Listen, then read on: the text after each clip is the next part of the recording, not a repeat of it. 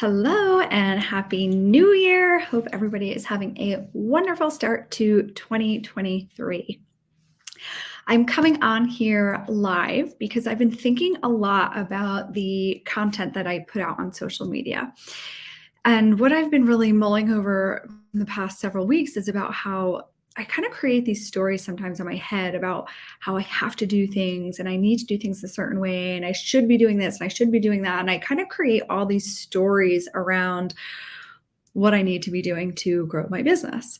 And while I do think action is imperative and necessary, when I go into all these stories about what I should be doing, it takes the fun out of all of it, right?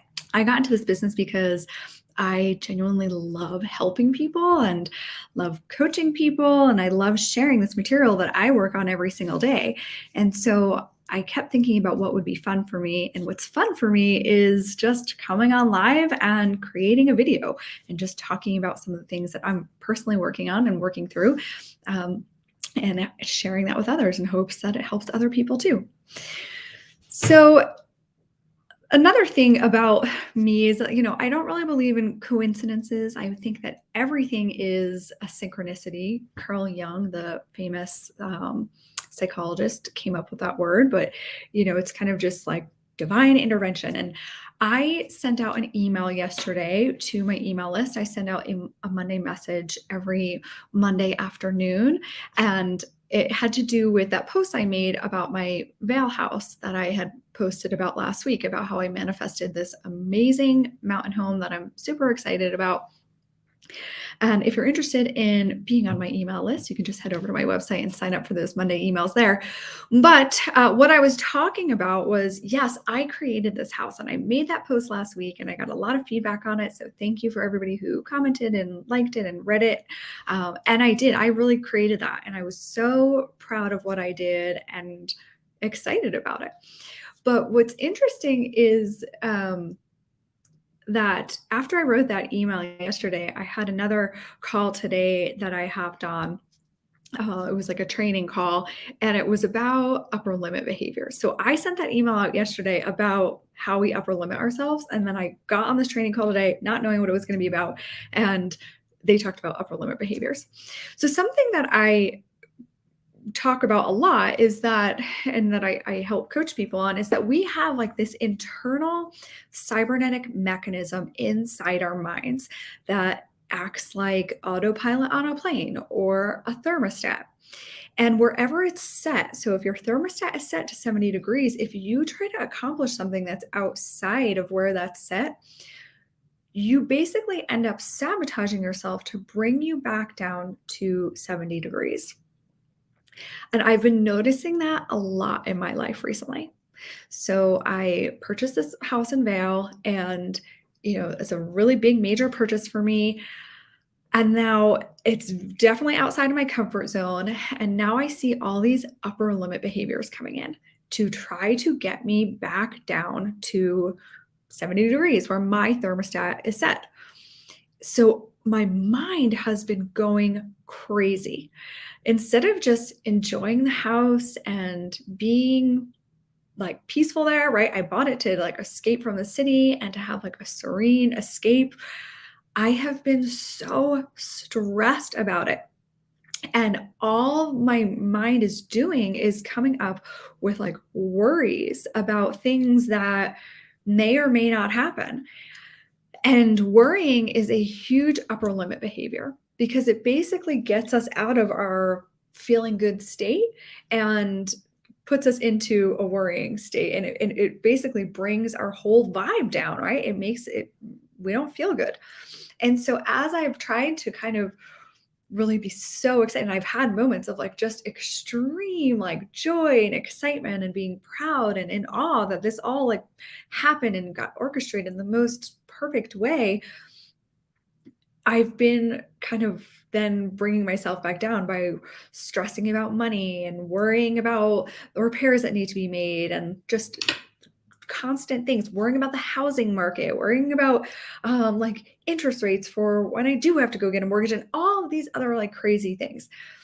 Now, while these may be valid concerns, there's absolutely nothing I can do about them right now. And that is how you know when your mind is doing that upper limit behavior, is because you're worrying about things that you have no control over and you can't do anything about. So, some other examples of like upper limit behavior are things like criticizing, either or judging yourself or other people, right? Something happens, you're like really happy and excited, and then you start like judging yourself or kind of bringing yourself down.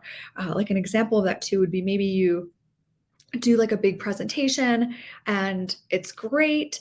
And then like you go home and you beat yourself up about how it went, or like another area of your life, like, oh, I missed the gym today and why did I do that, or something like that. So notice when your mind starts to do that, because that is an upper limit behavior. It's basically just bringing your thermostat back down. Other things too are like actually getting sick.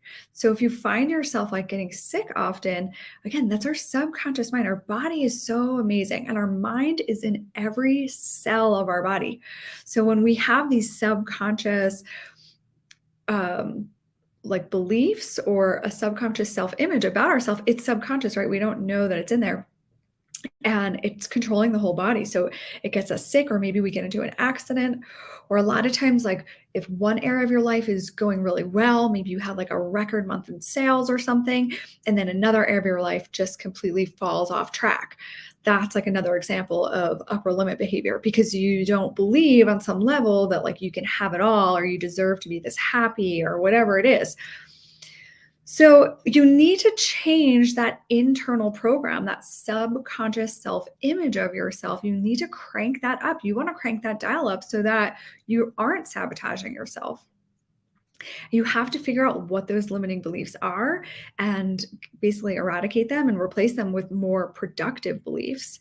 And, that's a big part of what I work on with my clients, is reprogramming our subconscious mind. So, but like you want to think about what programs you do want in there and just repeat those over and over and over again. Another great way to help kind of turn up that thermostat is when good things are happening in your life, to really like sit and appreciate and soak in that goodness, soak in those good feelings. Okay. Or if somebody gives you a compliment, don't just deflect it, right? Don't be like, oh, that was just luck, or, oh, well, anyone could do that, or something like that. Soak that in, take in the compliment, receive the goodness. And what that does is it helps really shift our thermostat up and gets the temperature higher so that we aren't sabotaging ourselves from the good that we say that we want in our lives. Another way too is like, if you that's why I believe too, a big part of the population right now is the time where everyone's like creating these fitness goals and you start eating healthy and going to the gym, but then you fall off. Well, that's because you're upper limiting yourself, right? And the way your subconscious is set, you just don't see yourself as that like healthy, vibrant person potentially. And so you basically like sabotage yourself by getting too busy to make it to the gym, or you make all these other excuses. Everything is always inside out. Okay, I mean, I can't stress that enough. I've seen it now so much in my life. When we start changing our mind, when we start changing our inside of us, that's when the outside world starts to automatically change. And it doesn't change with any lasting results if you're just trying to change the outside. Okay, and so we always try to blame external conditions, people, circumstances for why we're not where we want to be, for other things, whatever it is in our lives. And that is just giving your power away completely. So as soon as you can take responsibility, knowing that you are responsible for everything that's going on in your life, every outer result is always a reflection of what's going on inside. Once you can start taking ownership of that, then you can start changing it. And it's much more empowering. It's a much more fun way to live. But my ask of everyone is just to start noticing the upper limit behavior that comes in, and just being aware of it is always the first step. Okay. And so once you're aware of it, then you can start to consciously change it. If you want to hear more about this or talk in greater detail about it, I would love to chat with you. Just send me a message and we can set up a time. Until then, I will be doing these more frequently because I like just coming on here and talking and not having to overthink so much about what to post. Yeah, so stay tuned for more of these videos. Have a great week, everybody.